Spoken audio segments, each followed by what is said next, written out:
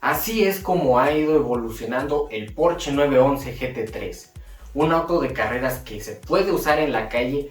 Lleva ya 4 generaciones sorprendiéndonos con las capacidades que tiene, como por ejemplo bajar de los 7 minutos en la legendaria pista de Nürburgring Nordschleife y también en su versión RS, también estando en la lista de los autos más rápidos en dicha pista y también siendo el auto con cambio manual más rápido en esa misma pista. Y en este video vamos a conocer su origen, su evolución y los componentes que hacen que sea una verdadera máquina de competición. Así que, ¿les parece bien si comenzamos?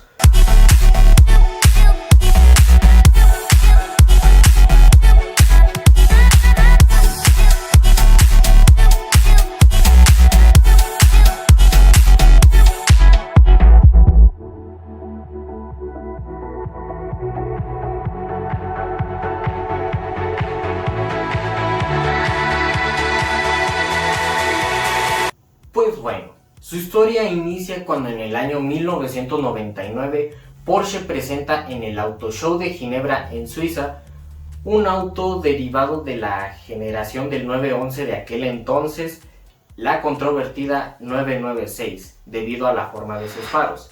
Aunque también esta generación es bastante conocida, ya que esta generación en particular es el personaje de Sally Carrera en las películas de Cars.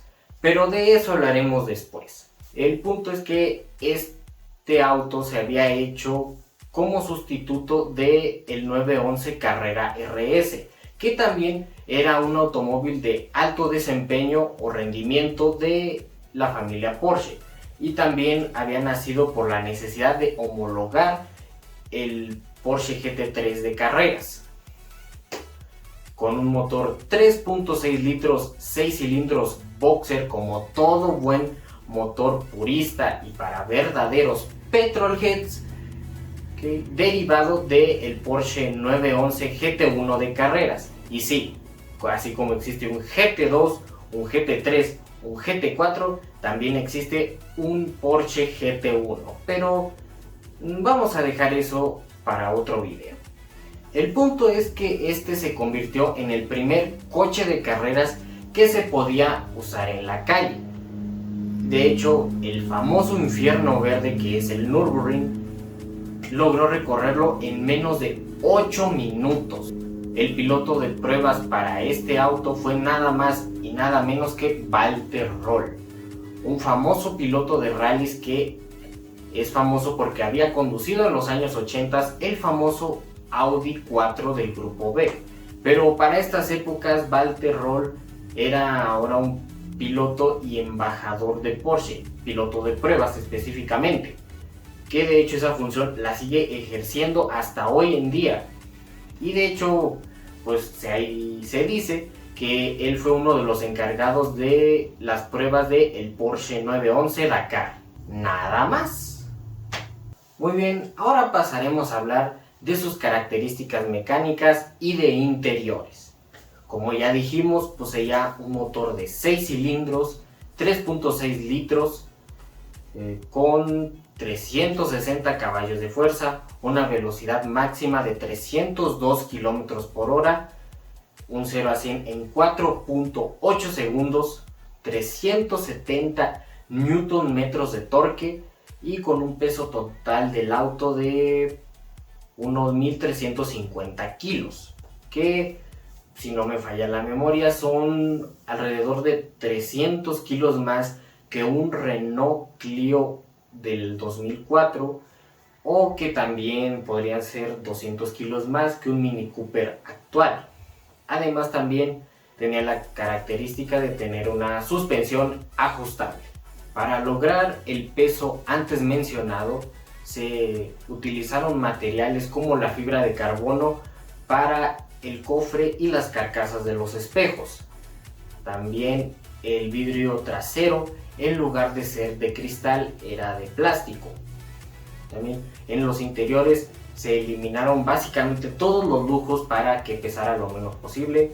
El volante y los asientos tipo cubo que no tenía el Porsche 911 convencional también eran más ligeros que los que tenían ese modelo antes mencionado. En el interior contábamos con una jaula antivuelco para poder tener más estabilidad a la hora de andar en pista. Es decir, digamos, ya se acerca más a los 911 de hoy en día, pero también todavía tenía tapas y algunos elementos convencionales. Como dijimos que incluía fibra de carbono, también incluía un alerón hecho en ese material con una suspensión ajustable, y también tenía dos opciones de freno, que unos eran unos frenos convencionales metálicos y otros eran los famosos PCCBs, es decir, los Porsche Carbon Ceramic Brakes, que en español sería más o menos los frenos carbono-cerámicos de Porsche, que posiblemente estos frenos hoy en día se nos hagan muy familiares, pero en estas épocas dichos frenos estaban en pañales, se distinguían y todavía se distinguen por ser más ligeros, más resistentes al calor y por soltar menos polvo de balatas, pero también son más cariñosos, así que sí, ve preparando tu cartera por si quieres pedir unos de estos. El único cambio que existió en esta generación fue que en el año 2003 al motor, ese mismo de 3.6 litros, se le aumentó a 381 caballos de potencia. También aumentó un poco el peso a 1380 kilos, pero se lograba un 0 a 100 ahora de 4.5 segundos. Y así inició la historia de una de las máquinas más veloces en el mundo automotriz, con el Porsche GT3 996. Pero ahora pasemos con la siguiente generación, la 997, una de las generaciones más populares. Les voy a decir algo, esa es la generación favorita de Fercho Urquiza. Sí. Como ya mencioné, esta es una de las generaciones más populares y en mi opinión muy personal, esta es una de las generaciones que combina lo análogo con lo moderno, ya que todavía conserva algunas de las características que tenían los Porsches de antaño, pero ya también va emigrando hacia lo que tienen los Porsches de hoy en día. ¿No lo creen? Pues bueno, esa es mi forma de pensar. En el año 2006 se presenta esta generación con el mismo motor de la generación anterior. Nah, qué chiste, ¿verdad? Mejor me hubiera quedado con la otra. No, mentira, o sea, sí era el mismo motor que la generación pasada, pero ahora contábamos con un 0 a 100 en 4.1 segundos. De velocidad tope eran 312 km por hora, 435 caballos de fuerza. Se incorporaba el PASM, que es el Porsche Active Suspension Management, un sistema electrónico que te permite, todavía existe en la actualidad, cambiar la rigidez o la dureza de los amortiguadores según las condiciones que requiriera el usuario. Y de hecho es algo muy innovador, ya que combina la comodidad diaria con la respuesta de competición. Es decir que, digamos, si este Porsche 911 997 GT3 fuera tu coche de diario y fuera tu único coche que tuvieras, sería un coche que le podrías dar un buen rato en el autódromo, pero después cuando terminaras cambias la firmeza de la suspensión, lo sacas del autódromo y pues, se maneja como cualquier auto de calle. Sí, así que puedes usarlo como tu Tsuru toneado, ese de que lo usas para presumir en la calle, pero también el día que quieras puedes jugar unas carreritas o unos arrancones con quien quieras. Una mejora que llegó con esta nueva generación fue que se incorporó un labio en el spoiler delantero. También su alerón trasero era de una sola pieza. Como todo buen coche de carrera, seguía manteniendo sus piececitas en fibra de carbono, seguía manteniendo una jaula antivuelco y también desde la generación pasada seguía manteniendo una transmisión manual. Todavía en estas épocas no contábamos con un Porsche GT3 que tuviera transmisión PDK. Esta transmisión es la misma que una transmisión de doble clutch, solo que así la denomina Porsche en su propio catálogo. En el año 2009 se le hicieron actualizaciones a este modelo, como por ejemplo aumentar el tamaño del motor, ya que pasó de un 3.6 litros ahora un 3.8 litros, siendo todavía de 6 cilindros en posición boxer. Like si quieres que te diga qué quiere decir un motor boxer. Con un motor de 6 cilindros, 3.8 litros, pero con ahora 475 caballos de fuerza, un 0 a 100 de 3.5 segundos, una velocidad máxima de 315 km por hora, y también una cosa que se incorporó en este nuevo GT3 era que las salpicaderas traseras estaban ensanchadas debido a que se cambió la suspensión. Este era un detalle que no tenía la generación anterior, pero que se quedó para el resto de las siguientes generaciones. Y también algo como ya mencionamos anteriormente, tanto esta como la anterior solamente tenían transmisión manual en sus versiones GT3, es decir, en la versión de entrada, tanto en la RS, pero tendríamos que esperar hasta la siguiente generación para ver eso. Ahora sí vamos a hablar de la tercera generación del Porsche GT3, presentada en el año 2013, y déjenme confesarles que esa es la generación favorita de su servilleta. Esta generación logró darle la vuelta al Nürburgring en 7 minutos con 30 segundos, y ahora con un peso total del auto de 1430 kilos. Y ahora sí, Porsche incluía oficialmente su transmisión PDK para su modelo GT3, tanto en la versión de entrada, pero obligatoriamente en la versión RS. Eso mejoró las prestaciones en este nuevo GT3 y también las transiciones entre marchas. Algo que también se incluyó en esta nueva generación es que el eje trasero ahora incluía dirección. Obviamente no igual a la dirección que tiene el eje delantero, pero también las ruedas traseras giraban.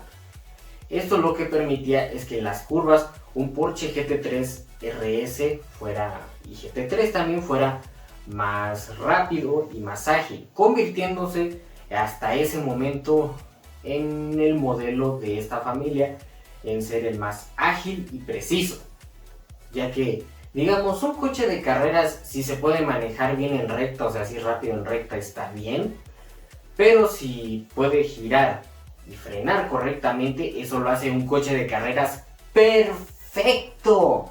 Si no fuera así, pues es casi lo mismo como si en la terracería de tu rancho pudieras manejar perfectamente, pero a la hora en que tengas que salir a la ciudad, pues no vas a tener idea de nada. Ahora les voy a pasar a decir por qué esta es mi generación favorita del Porsche GT3. Pues la verdad, cuando yo descubrí este modelo, esta fue la generación, la primera que descubrí, y se me hizo sorprendente todo lo que podía hacer un coche de carreras, pero que al mismo tiempo se pudiera usar en la calle. Eso me voló la cabeza, no lo puedo creer, no lo pude creer en su momento. Ahora que he estudiado lo que ha hecho la marca, pues se me hace un poco más lógico, pero en su momento me voló la cabeza. A esta etapa de esta generación se le conoce como 991.1 y en el 2017 llega su actualización, la 991.2, que la principal diferencia entre esta nueva actualización y la anterior etapa es que el motor se aumentó de cilindrada, pasando ahora a 4 litros con 500 caballos de fuerza y ahora con un 0 a 100 de 3.4 segundos. Nuevamente pudiendo elegir entre el cambio PDK, es decir el automático, y el cambio manual. Esta última opción estaba pensada más que nada para los puristas como su servilleta, pero seamos realistas, hombre. Y es que si de verdad quieres un gran rendimiento en pista, pues la verdad es que tienes que irte por una transmisión automática. Pero siempre existen sus excepciones como su servilleta o como el Exotics CUU, que somos amantes de la palanca. Y ya para finalizar este video, hablemos de la más reciente generación del GT3, la 992, que fue presentada en el año 2021. Siguiendo con esta nueva generación, se continuó con el motor de 4 litros, 6 cilindros Boxer, que ahora tenía 510 caballos de fuerza. ¡Wow! Ahora con un alerón de cuello de cisne, con mejor rendimiento, que combina perfectamente las cualidades para un excelente uso tanto en pista y también poder ser un coche que se use en la calle, así como un Tsuru tuneado, ¿no? Hemos llegado a un nivel en el que su piloto de pruebas, Lars Kern, logró registrar un tiempo en el infierno verde, es decir, en el Nürburgring, de 6 minutos con 59 segundos. Eso tuvieron que pasar muchos años para que, digamos, se le bajara un minuto al tiempo que había hecho la primera generación, el 996.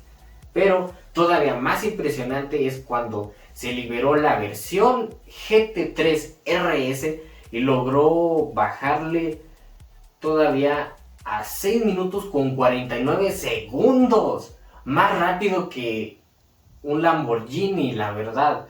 No lo puedo creer, estoy muy sorprendido de todo lo que puede lograr Porsche. Por algo Porsche es la marca que a nivel mundial más victorias tiene en las carreras. Y créanme, no es suerte, es que realmente es un equipo muy preparado. Y ahora Porsche se fue totalmente al extremo en el asunto de usar la fibra de carbono, ya que ahora piezas como el cofre, las puertas, el techo, los asientos bucket opcionales, ya que existen unos asientos que digamos son un poco más cómodos que estos asientos bucket que son específicamente para pista, y también componentes en el difusor, en el alerón, las aletas y todos esos componentes, y también componentes en el interior como el volante y las tapas de las puertas están hechas en este material. Incluso la jaula antivuelco que tiene la parte trasera dejó de ser metálica para pasar a ser de fibra de carbono. No lo puedo creer. Vaya que es un deportista de alto rendimiento que tomó demasiada fibra. Wow, algo así como Ronaldo o Checo Pérez.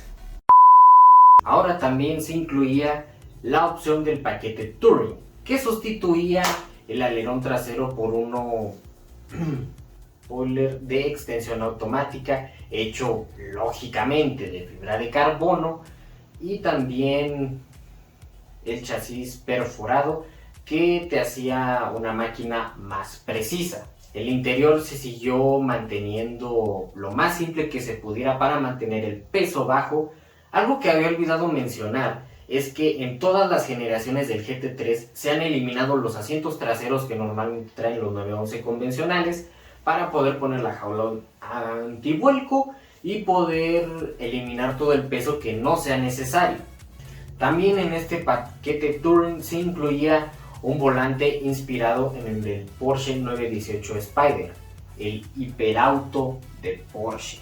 De hecho, ahora, digamos, en donde un 911 convencional tendría una cajuela, que es decir, en la parte de enfrente, ahora en vez de eso se cuenta con un radiador todavía para mejorar más el rendimiento. Y de hecho ahora en el cofre posee unas salidas de aire para que pueda expulsar el aire proveniente de esos radiadores. Pero había un detalle, y es que los ingenieros, cuando hicieron las pruebas del coche, se dieron cuenta de que muchas veces el aire que salía por los radiadores se iba al motor, y el motor respiraba aire caliente, y entonces eso bajaba un poco o tal vez más el rendimiento de el coche.